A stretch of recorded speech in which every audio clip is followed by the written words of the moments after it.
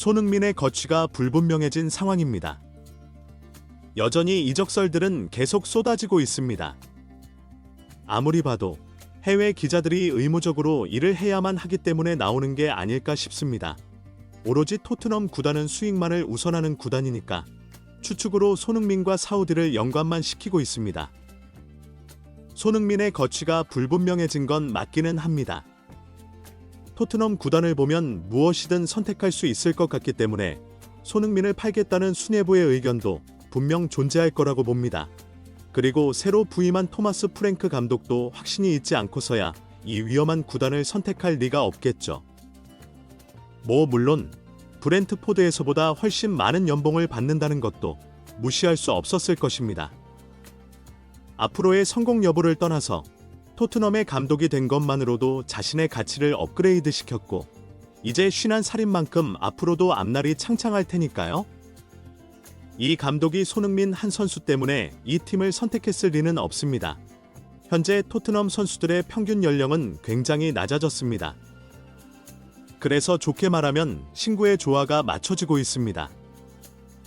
모든 선수들이 어리기만 한 그런 강팀은 존재하지도 않습니다.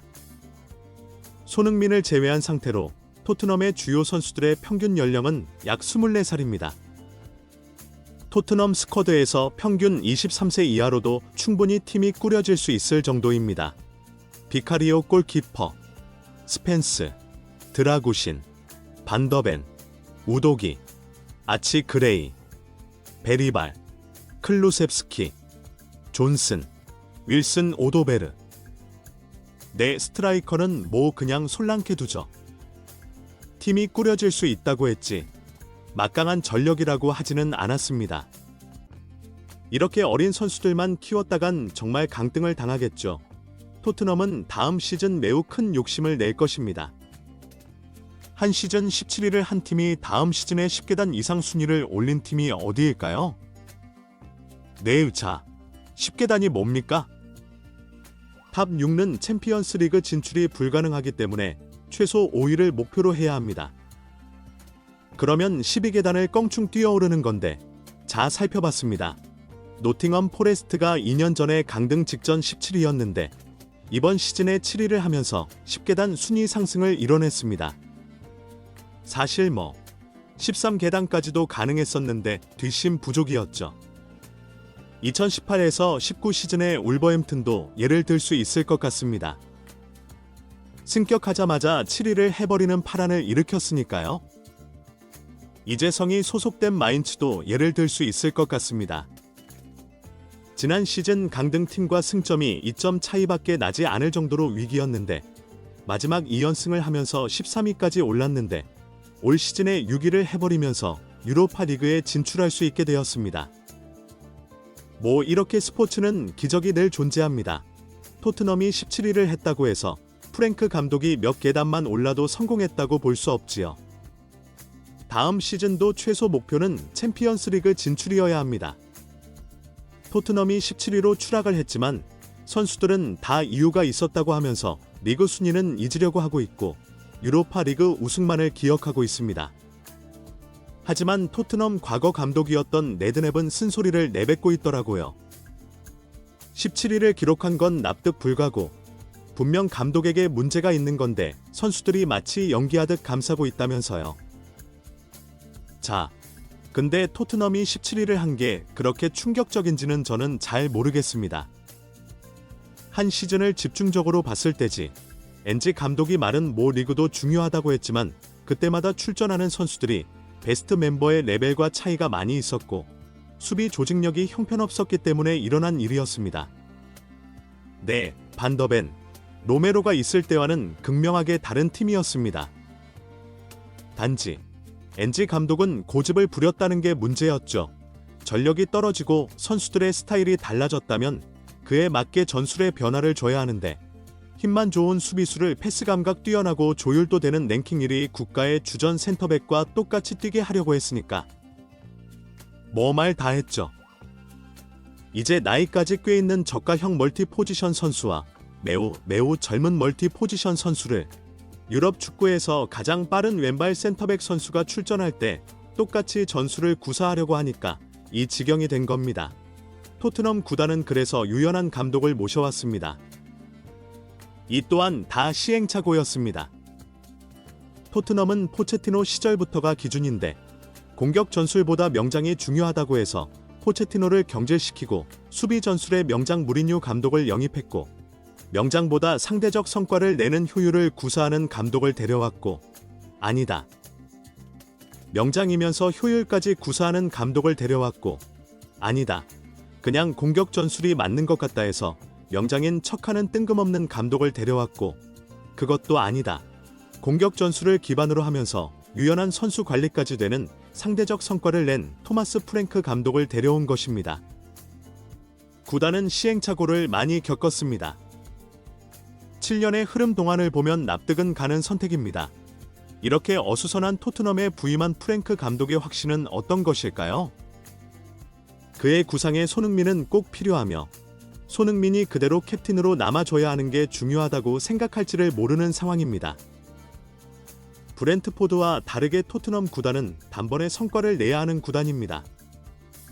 갑자기 더 강력한 리빌딩을 할 수가 없습니다. 유로파리그 우승을 해도 감독을 경질하는 구단이잖아요. 이미 선수들은 동요 상태입니다. 믿고 따랐고 성과도 낸 감독을 잘라버렸으니까요. 손흥민 입장에서는 구단에 질릴 수도 있습니다. 사실 그게 맞죠. 손흥민 스스로 이 구단이 질려서 떠나고 싶어야 할 것 같은데 매스컴을 통해서도 모범적이며 갈등을 유발하고 있지 않습니다. 프랭크 감독이 선수들도 동요할 수 있는 상황에서 유연한 감독이라는 분이 갑자기 모 대변화를 일으키는 모험을 할 리는 없을 거라고 봅니다. 그래서 신뢰도 높은 분석에 따르면 손흥민의 이적은 아예 고민도 하지 않고 무조건 잔류를 전제로 하고 있었습니다. 손흥민에 대한 직접적인 질문이 있기도 전에 프랭크 감독이 손흥민에게 기대가 클 것이라고 합니다. 지난 시즌은 너무 지나치게 왼쪽 구석에 위치하는 감독의 전술 때문에 최고의 모습을 볼 수 없었다. 손흥민이 더 중앙으로 들어와서 뛰는 걸 보고 싶고 프랭크 감독이 그걸 요구할 수도 있다라고 말이죠. 그러면서 가상으로 감독이 이렇게 말하는 그림을 그렸습니다. 손이, 나는 내가 최고의 선수고 내가 신경 써야 할 건 그저 너에게서 최고를 끌어내는 거니까. 그 외에는 신경 쓰지 마라 라고 하면서 손흥민 포지션의 변화가 기대된다고 했습니다. 이미 프랭크 감독의 전술과 손흥민은 매우 잘 맞는다는 분석이 지배적입니다. 단지 구단의 의사와 프랭크 감독의 입장인 건데 이렇게 신뢰도 높은 분석을 들어봐도 다음 시즌은 손흥민에게 가장 적합하면서 프랭크 감독도 손흥민을 살라처럼 활용할 가능성이 충분하다고 봅니다. 그렇다면 우리도 기대해 볼 수 있는 거 아니겠습니까? 손흥민의 대활약 말이죠. 손흥민이 기량이 떨어져서가 아니라 손흥민에게 맞는 전술이 되면서 손흥민도 잘하고 팀도 성과를 낸다면 팬들이 응원을 안 할 이유는 없죠. 어차피 이 상황에서 프랭크 감독이 캡틴을 바꾼다? 솔직히 그것도 못 떠날 수밖에 없는 명분이죠. 네, 진짜 요리스골 날 것 같습니다. 손흥민이 주장으로 팀을 이끌 확률은 더 높다고 봐야 할 것 같습니다. 그럼 이제 유연하게 전력을 강화시키면서 성과를 내기 위해선 영입만이 가장 중요하죠. 많은 전문가들이 수비형 미드필더에 신경을 써야 한다고 말합니다. 벤탄쿠르는 수비형 미드필더라고 보긴 어렵고 비수마나 아치 그레이로는 부족하다는 겁니다. 모든 포지션이 다 중요하지만 공격 수비가 가능한 미드필더 쪽이 강력해야만 팀이 강하고 성과를 낼 수 있습니다. 하지만 아직 영입설조차 없고 오히려 불리한 은베모를 영입하려는 하이제킹 조짐이 보인다고 하죠. 은베모는 맨유와 구두 합의가 됐다는 말이 있는데 은베모가 맨유를 정말 갈까요? 네, 은베모는 주발이 왼발입니다. 은베모는 빠릅니다. 손흥민이 지금까지 토트넘에서 은베모급의 윙어와 함께 뛰어본 적이 없습니다. 전성기 지난 베일과 잠깐 뛰었었죠. 네, 은베모 영입하면 정말 손흥민 날아다닐 거라고 확신합니다. 존슨보다는 몇 배 나을 텐데요. 네, 제발 큰돈 한번 쓰자. 네, 다른 거 바라지 않고 은베모와 비수마 업그레이드 미드필더 정도. 어떻습니까?